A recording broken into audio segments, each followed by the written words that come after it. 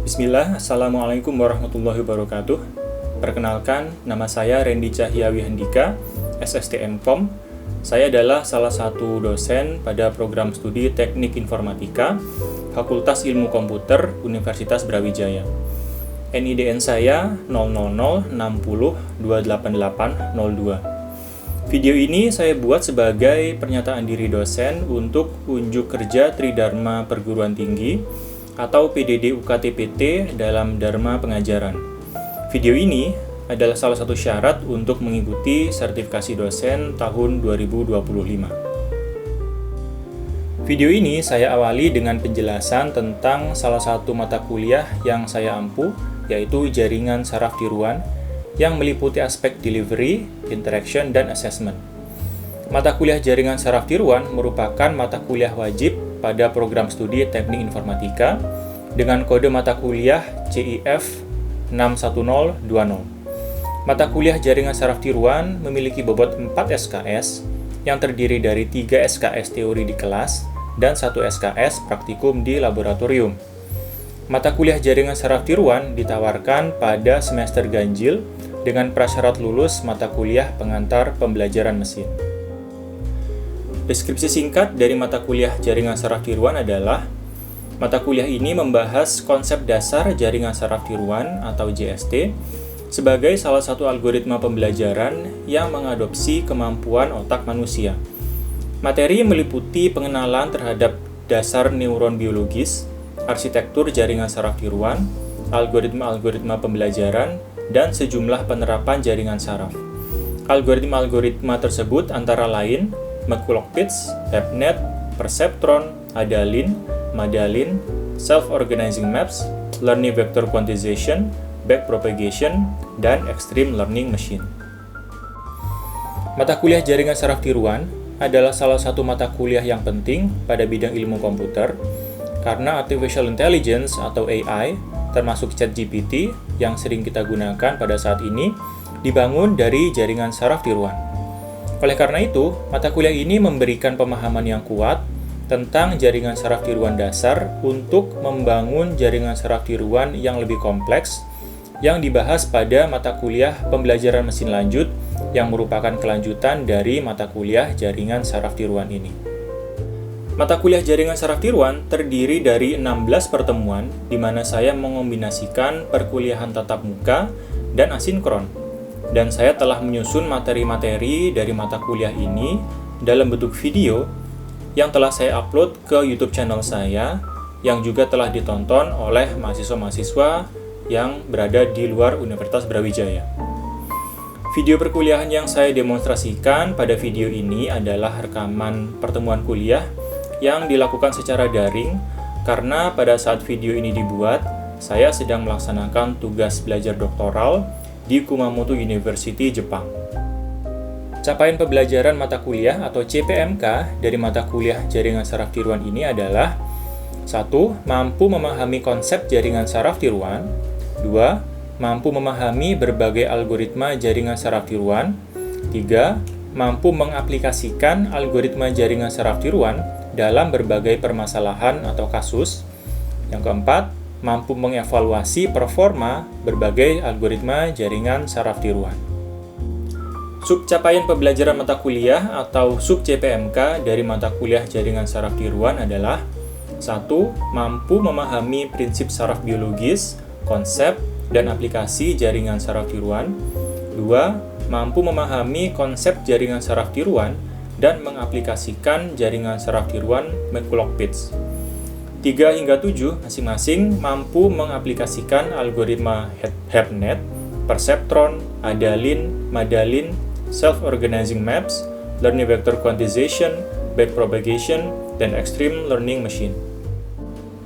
Mata kuliah jaringan saraf tiruan juga dilaksanakan secara kolaboratif, di mana mahasiswa melakukan diskusi dan mengerjakan beberapa tugas bersama secara kolaboratif.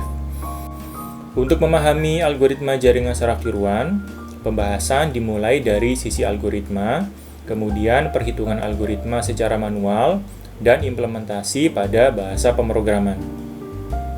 Untuk implementasi arsitektur jaringan saraf tiruan, saya menggunakan bahasa pemrograman Python yang merupakan bahasa pemrograman standar yang digunakan oleh komunitas machine learning di seluruh dunia.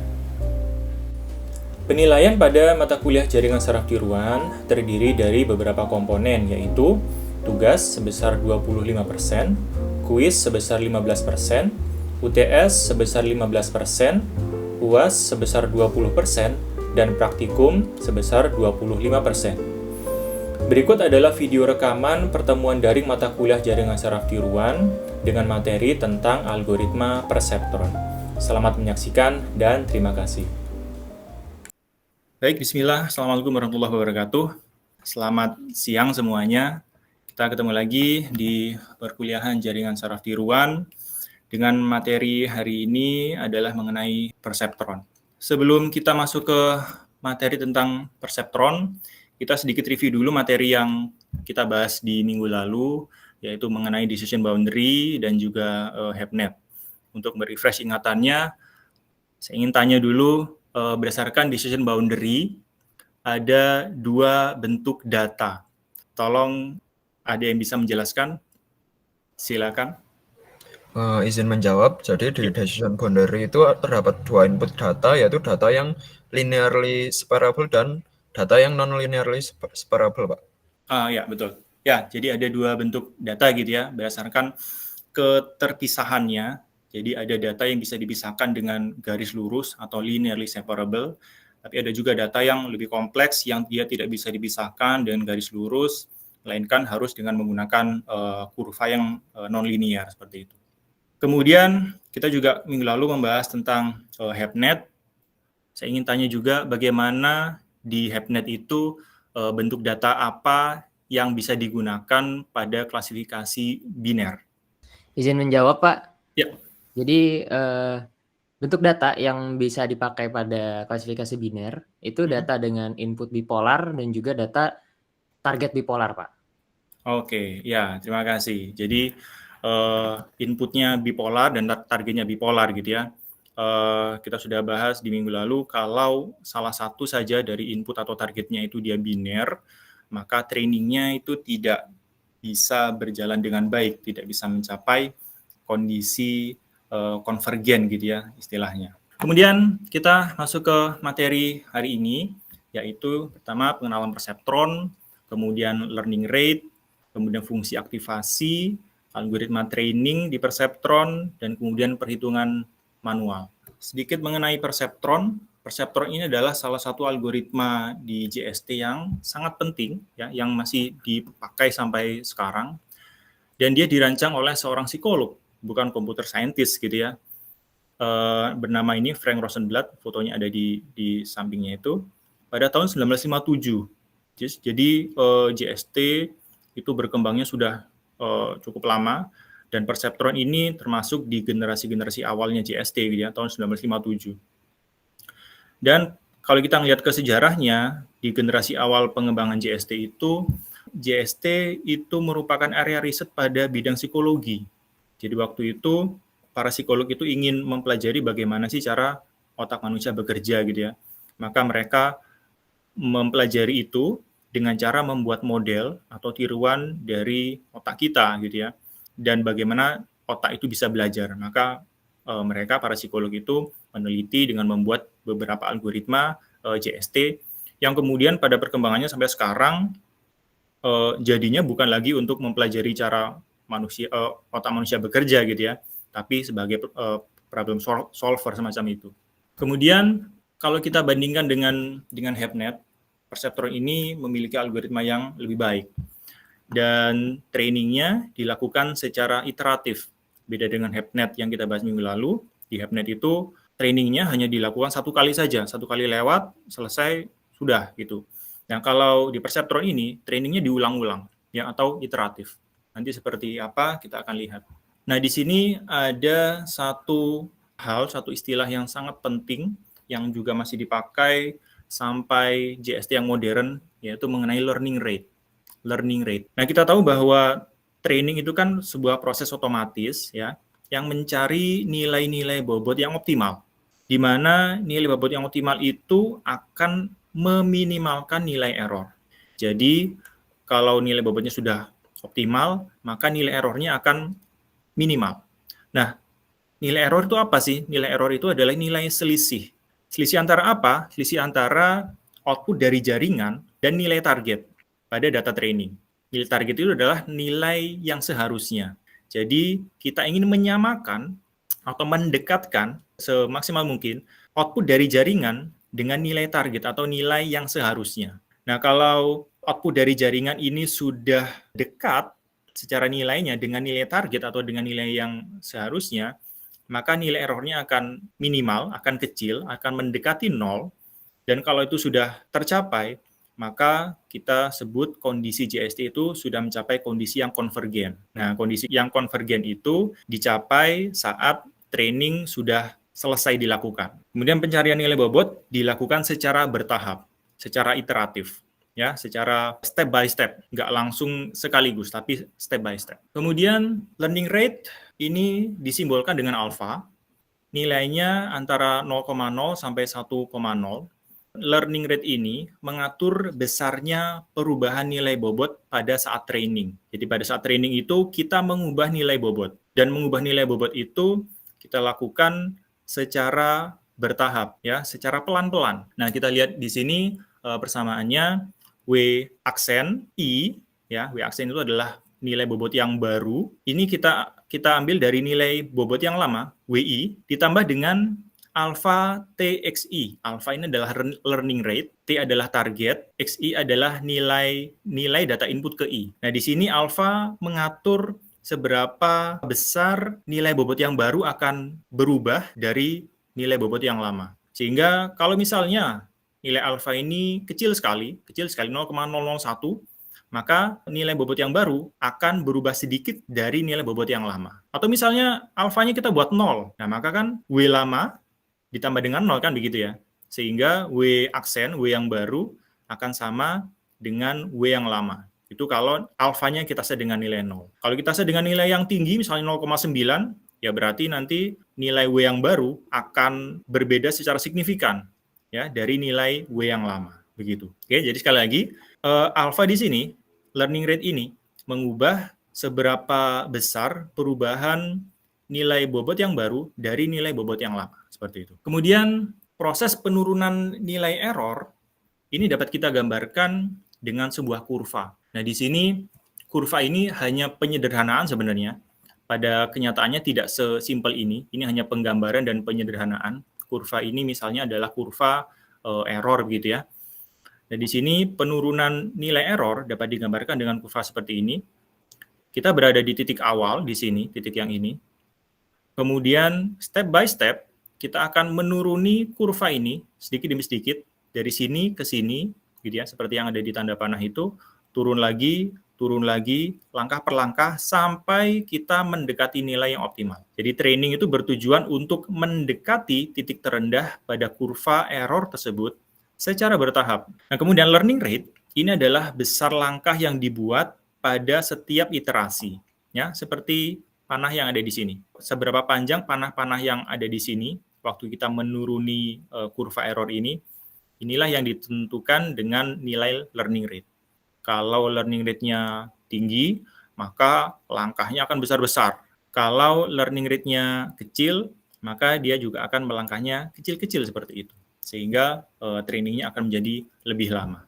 Itu gambaran mengenai learning rate, sebuah hyperparameter di JST yang sangat penting, yang nilainya 0 sampai 1. Dia mengatur seberapa cepat kita melakukan perubahan nilai bobot pada saat training JST. Kemudian berikutnya, di JST pasti ada fungsi aktivasi, dan di Perceptron ini kita menggunakan fungsi aktivasi step, ya, dengan dua nilai threshold, yaitu theta dan negatif theta. Jadi, persamaannya seperti ini. Jadi, kalau Y-in-nya itu lebih dari theta, maka Y-nya akan bernilai 1. Kalau Y-in-nya di antara negatif theta sampai positif theta, maka Y-nya bernilai 0. Kemudian kalau Y-in-nya kurang dari negatif theta, maka Y-nya adalah min 1. Nah, sehingga kalau kita gambarkan menjadi seperti ini. Ya, jadi Perceptron ini memiliki dua decision boundary. dan menghasilkan 3 area, karena kita memiliki 3 2 decision boundary, sehingga akan ada 3 area, yaitu 1, 0, dan min 1. Terus sekarang, ngapain kita bikin 3 area gitu ya? Di beberapa kasus, gimana kalau kita hanya ingin melakukan klasifikasi biner? Kira-kira gimana? Kalau lebih praktikalnya, gimana kalau kita ingin melakukan klasifikasi biner, kita nggak ingin punya 3 area. Gimana caranya kira-kira? Izin menjawab, Pak. Ya, silakan.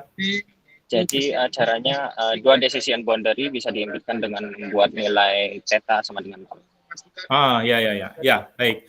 Ya, terima kasih. Jadi, kalau kita hanya ingin mendapatkan 2 area, misalnya 1 dan min 1 saja gitu ya, maka kita bisa membuat nilai tetanya bernilai sama, sehingga menjadi seperti ini. Oke, misalnya dengan nilai tetanya kita set dengan nilai 0, maka area yang 0 tadi sudah nggak ada karena 2 garisnya berhimpitan seperti itu. Berikutnya, kita lihat algoritma training di Perceptron. Kita lihat dulu langkah-langkahnya, tapi tidak perlu dihafalkan dulu gitu ya di sini. Nanti kita lihat perhitungan manualnya seperti apa. 1, kita inisialisasi nilai bobot dan bias. Oke. Kemudian kita set nilai learning rate atau alpha, nilainya antara 0 dan 1. Kemudian di sini kita mulai perulangannya, loopingnya. Selama kondisi berhenti belum tercapai, lakukan langkah 3-7. Kondisi berhentinya apa? Nanti ada di akhir. Langkah 3, untuk setiap data latih S, ya, simbolnya S, dan target T, lakukan langkah 4-6. Langkah 4-6-nya, langkah 4-nya di sini. Kita set nilai aktivasi setiap input neuron. Jadi nanti nilai dari input datanya, yaitu S, kita masukkan ke X. X adalah neuronnya. X1 dan X2. Kita nanti menggunakan arsitektur yang simple seperti ini saja. Kemudian langkah kelima, hitung nilai aktivasi atau Y dari output neuron. Perhitungan yang ini seperti biasa, kita kalikan nilai neuronnya dengan nilai bobotnya, gitu ya. X1 dikali W1 ditambah X2 dikali W2, kan begitu ya. Kemudian kita jumlahkan, ya, sigma, ditambah dengan biasnya. Kita akan mendapatkan nilai Y-in. Nah, nilai Y-in itu kemudian kita aktivasi dengan fungsi aktivasi yang tadi, yang ada 2 decision boundary ini, dia akan menghasilkan 1, 0, atau min 1. Kemudian, nah, kita sudah dapat nilai aktivasinya, nilai Y-nya, gitu kan? Nah, ini kita bandingkan dengan nilai targetnya. Kalau tidak sama dengan nilai targetnya, kita lakukan perubahan nilai bobot dengan rumus ini. Nah, tapi kalau nilai Y-nya sudah sama dengan target, maka kita nggak lakukan perubahan nilai bobot. Nilai bobot yang baru kita ambil dari nilai bobot yang lama. W aksen sama dengan W. Begitu juga dengan biasnya. B aksen sama dengan B, seperti itu. Kemudian terakhir, jika tidak ada perubahan nilai bobot pada satu epok, maka hentikan pelatihan. Jika ada, maka lanjutkan pelatihan ke epok berikutnya. Kita coba melakukan perhitungan manual ya. Kita menggunakan input biner dan target bipolar. Arsitekturnya simpel saja seperti ini, ya, 2 input neuron, 1 bias dan satu output neuron.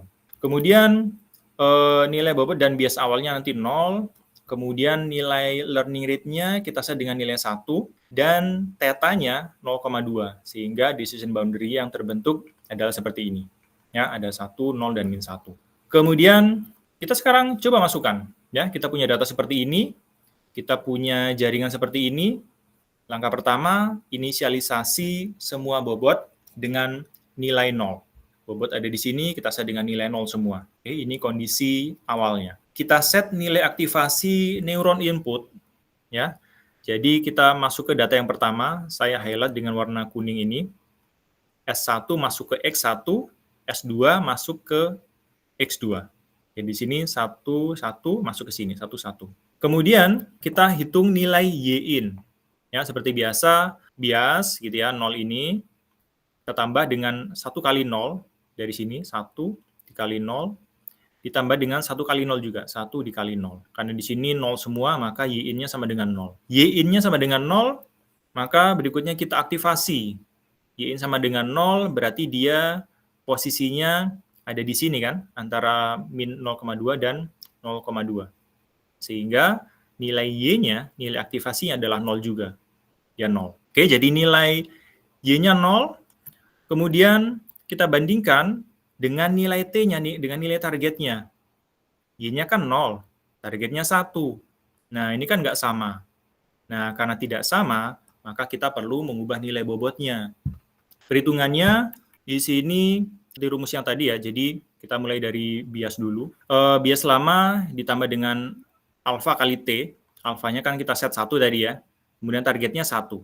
Maka 0 ditambah 1 kali 1, 1.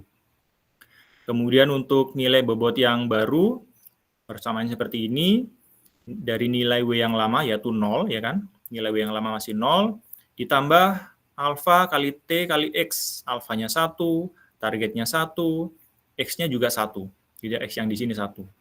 Maka nilai bobot yang baru untuk W1 adalah 1. Nanti kita akan update.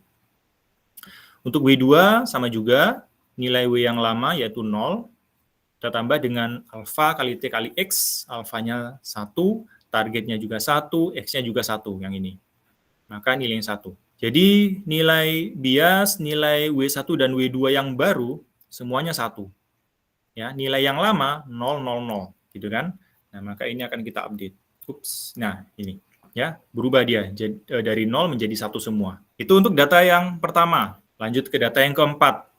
0, 0, dan min 1. 0, 0 masuk ke sini. Kemudian sekarang kita hitung. Coba sekarang dihitung. Nilai Y-nya berapa? Dengan seperti ini. Silakan. Berapakah nilai Y-nya? Permisi Pak, izin menjawab Pak. Ya. Y-nya minus 1. Min 1, oke. Ya, min 1. Ya, betul ya. Jadi, dihitung dari sini 0 kali 0, ya 0 gitu ya. Ditambah 0 kali 0, 0 juga. Ditambah dengan min 1, maka Y-nya min 1. Terima kasih jawabannya. Kemudian, min 1, kita aktivasi. Kita aktivasi dengan fungsi ini, min 1 masuk ke mana dan Y-nya menjadi bernilai berapa? Silakan. Leonard. Izin menjawab Pak, jawabannya Ya, min 1. Oke, ya betul. Karena min 1, dia posisinya ada di sini ya. Y-nya min 1, dia kurang dari min 0,2, sehingga Y-nya adalah min 1 juga. Nah, oke, kita dapat Y-nya min 1. Kita bandingkan dengan nilai targetnya. Sama gitu kan. Maka, karena di sini Y-nya min 1, sehingga Y-nya sama dengan T. Karena sama, kita nggak ngitung perubahan bobot. Ya, bobot tidak diubah. Kemudian, karena semua data telah diproses, kita punya 4 baris data ini, maka artinya epoch 1 telah selesai. Dan, kalau kita summary, kita ringkas, tadi perubahan nilai bobot yang terjadi seperti ini, ya, dari biasnya, W1 dan W2, 1, 1, 1, kemudian menjadi 0, 0, 0, 0, 1, min 1, 0, 0, kemudian min 1, 0, 0. Nah, di sini ada kotak-kotak yang saya highlight. Ini menunjukkan ada perubahan nilai dari 1 ke 0, dari 0 ke min 1, dari 1 ke 0, dari 1 ke 0. Gitu ya. Nah, maka karena di epoch ini masih ada perubahan nilai bobot, maka kita lanjutkan ke epoch yang kedua. Di epoch yang kedua ngapain? Kita ulang lagi dari data baris pertama lagi. Kemudian baris kedua, baris ketiga, baris keempat. Oke, dengan proses yang sama seperti yang tadi. Gitu ya. Nah, di sini iteratifnya di sini dia. Ya. Nah, di sini masih terjadi perubahan nilai bobot. Kita lanjut ke epoch yang ketiga. Ternyata masih juga terjadi perubahan nilai bobot. Kemudian dilanjutkan ke epoch yang keempat, masih juga terjadi perubahan nilai bobot. Lanjut lagi ke epoch yang kelima. Ternyata masih juga terjadi perubahan nilai bobot. Lanjut lagi ke epoch yang keenam, masih juga terjadi perubahan nilai bobot. Lanjut terus, epoch yang ketujuh, masih lagi terjadi perubahan nilai bobot. Lanjut ke epoch yang ke-8, juga masih juga ya terjadi perubahan nilai bobot. Lanjut terus, epoch 9 masih terjadi, lanjut ke epoch 10. Nah, di sini di epoch 10 sudah tidak terjadi perubahan bobot dalam satu epoch. Ya, ini. Di sini min 4 semua, di sini 2 semua, di sini 3 semua. Sudah nggak ada lagi perubahan, maka kalau kondisinya sudah seperti ini, maka trainingnya bisa diakhiri. Itu adalah kondisi berhenti dari proses training perseptron, yaitu kalau nilai bobotnya dalam satu epoch sudah tidak berubah sama sekali. Oke, maka bisa kita akhiri trainingnya. Oke, jadi inilah nilai bobot yang terakhir, nilai bobot yang kita anggap optimal ya pada kasus ini. Nah, ini kemudian nilai bobot yang optimal ini ya pada kasus ini bisa kita gambarkan. Kita cari dulu persamaan decision boundary-nya. Kita dapatkan persamaan garis seperti ini. Kemudian untuk yang kedua, oke, seperti ini. Bedanya antara yang pertama dan kedua di tetanya, ya. Yang di sini plus, di sini minus. Ya, ini kita dapatkan persamaan decision boundary yang kedua seperti ini. Nah, dua persamaan garis tadi bisa kita plot menjadi seperti ini. Ya, jadi data 4 baris tadi itu data logika N ya. Yang merah ini adalah yang false, yang biru adalah yang true. Ya, ini 0, 1, yang di sini 0, 1. Dan di sini dari decision boundary yang dua tadi, kalau kita plot, kita gambarkan, ternyata dia sudah bisa memisahkan ya dengan baik data yang false dan yang true. Oke, jadi di sini kita bisa bilang bahwa proses training dengan perseptron dengan data yang simple tadi ya berhasil dengan perseptron. Kemudian ringkasan, jadi perseptron adalah salah satu algoritma GST yang penting dan training perseptron itu dilakukan secara iteratif atau berulang step by step. Kemudian perseptron ini menggunakan dua decision boundary ya dengan nilai theta yang positif dan negatif. Kemudian learning rate ini diperkenalkan di perseptron untuk mengatur kecepatan pelatihan JST. Kemudian training perseptron ini dilakukan hingga tidak terjadi perubahan nilai bobot dalam satu epoch seperti yang kita sudah lakukan tadi. Demikian materi mengenai perseptron dari pengenalan, kemudian learning rate dan seterusnya sampai perhitungan manual. Mudah-mudahan bisa dipahami. Terima kasih atas kehadirannya. Saya akhiri. Terima kasih. Assalamualaikum warahmatullahi wabarakatuh. Selamat siang. Waalaikumsalam warahmatullahi wabarakatuh. Waalaikumsalam. Waalaikumsalam. Terima kasih Pak Randy.